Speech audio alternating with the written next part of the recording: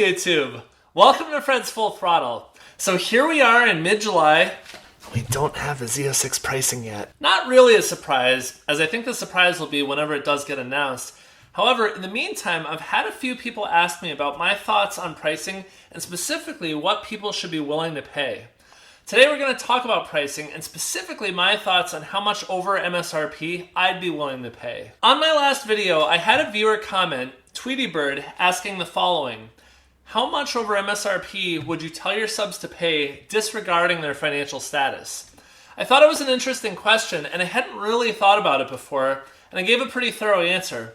However, it got me thinking and I thought it might actually be a great topic to do a video about. So shout out to Tweetybird for asking the question and for prompting this video. So as with most open-ended questions, there are multiple factors at play here.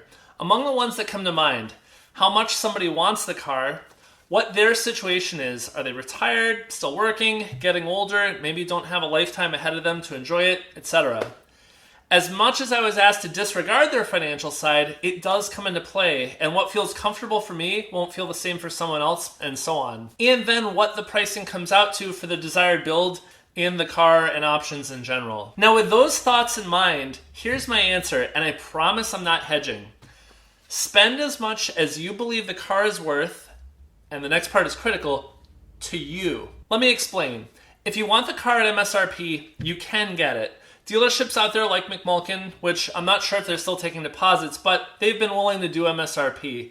The catch is you'll be quite a few years back in line in most cases. But I've been on enough forums, Facebook groups, and message boards to see that there are still some smaller dealers out there without a high number of reservations who are doing MSRP. It's a bit of a hunt, but they are out there. Which gets to my opening point above. How badly do you want the car? How much do you want it?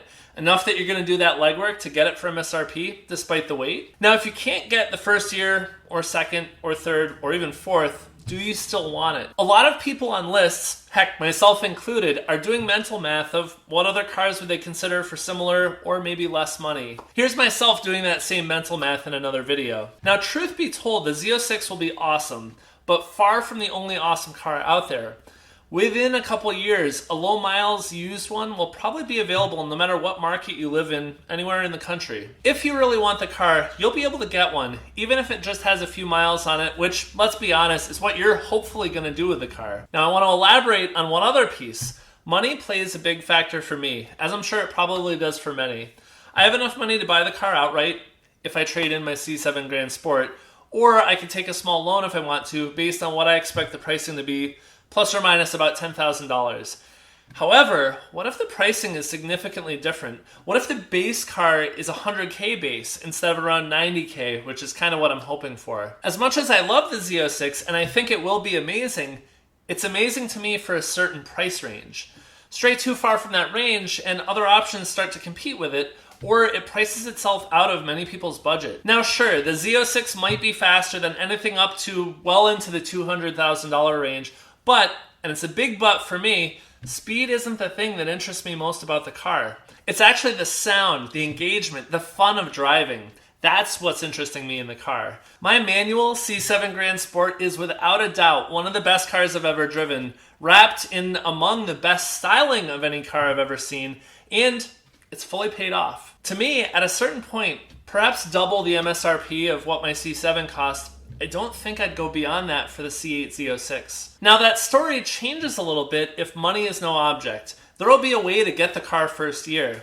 There are plenty of dealerships with low reservation lists because of high markup. If the car means a lot to you, then I'd say pay what you think the car is worth to you. But if money is no object, is that actually the car that you would get? However, for most of us, money is a factor. It's already a pricey car, and if it's pushing the limits of a responsible budget, and I mean that by not impacting any of your other expenses, then I suggest considering a regular C8 or a C7, or heck, something from another maker. The car pricing bubble is actually starting to break, and used cars aren't fetching prices that they were just a couple months back. And the new car market is also starting to follow as well. Fast forward to early next year, and I think the landscape's going to be quite a bit different.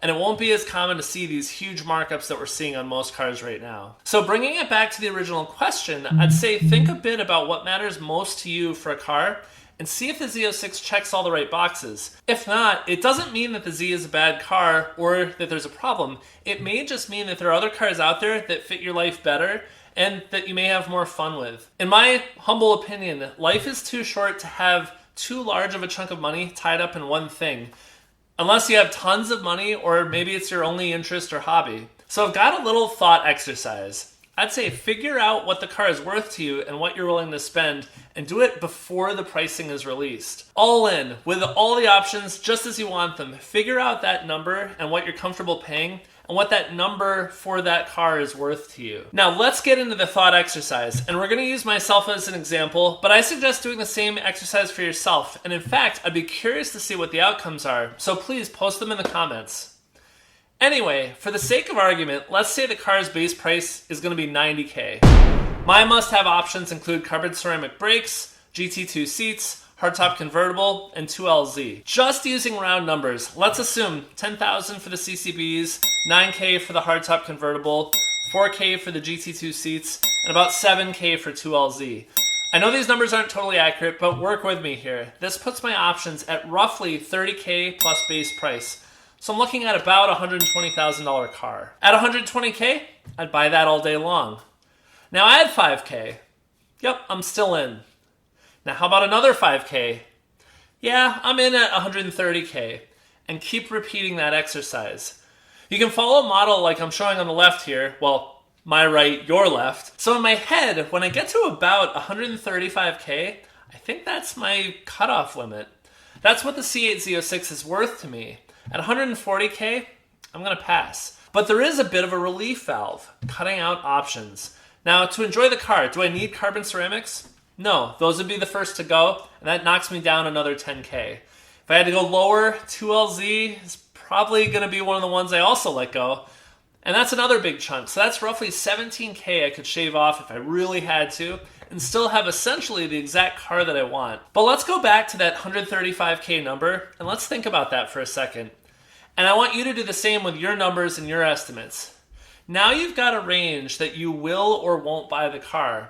There are a lot of great cars to be bought both new and used in that range, and I'll save some of that conversation for another day. So let's stay on topic here. So taking that $120K price for all the options I wanted and factor in a dealer markup. That doesn't give me a lot of room to wiggle. Essentially, about a $15K markup is all that I personally could stomach for the car. Across forums and Facebook groups, I've seen people talking of markups anywhere from $10K, which seems to be in the minority. Pretty commonly though, $25K and even $50K, and a couple that are above that. For some, looking at $170,000 for the same spec car as mine may feel worth it. And so if you need the car in the first year, I think there are plenty of options with that kind of a markup. However, I'm patient and I don't mind waiting, and the car isn't worth it to me at that price, or honestly above about $135K for the spec that I want. So this gets back to my answer right at the beginning of the video, which hopefully I've qualified and explained well enough. But when facing dealer markups, I recommend only spending what you feel the car is worth to you. Not to others, not asking is this a deal or not, but yourself with your own goals, your own finances, and your own situation. Now before I close, I want to offer some advice that I consider to be fairly sage. People who have accumulated a lot of money tend to think rationally and use a data-driven approach towards spending that money that they worked so hard to earn. Sure, a car is an emotional purchase, but I think framing the scenario with data helps to find the underlying boundaries and cutoffs, things that our hearts wouldn't notice or care about. For most of us, a car isn't our only outlet for fun, our only hobby, our only interest. For me, that is why I have a cutoff, because I've built my life to be a balance of the things that I enjoy, cars being just one of them. My wife and I love to travel as much as possible. I like boating and jet skiing. I'm into motorcycles, cooking, and visiting all the national parks. Since money is a key piece of the situation for me, those things are the reason why the car is only doable up to a certain price. Though Chevy's lack of Z06 pricing is frustrating to some, I tend to look at it as an opportunity to think, what if, and analyze my way to reaching a clear consensus with myself on what I will and won't spend, and sort this all out hypothetically before the car is here so that I can listen to reason rather than solely with my heart. I want to stress though, once again, that my answer is very specifically that you should only spend what you think the car is worth to you. Not anyone else's answer to the same question is going to matter to you, and no one else can answer it for you. Now, I hope that answers the question. Now, I have an idea, sort of an experiment to build interaction with viewers. I'm not sure if it's a great idea, or a really great idea, or a bad idea, so let's find out together. If you have ideas for a video, or you have questions that you'd like me to answer, please email me or mention them in the comments to my videos. If certain subjects or questions get asked multiple times, or there's enough thumbs up from others, they may just get included in a video. I feel like this is a way to speak a little bit more directly to the things that interest you as the viewer. So not just for this video, but keep that in mind, and I'll try to remind everyone in videos going forward. Now, I'm sure that this has gotten to be a long video by now, but thank you so much for watching. I hope you enjoyed this, and until next time, Fred out!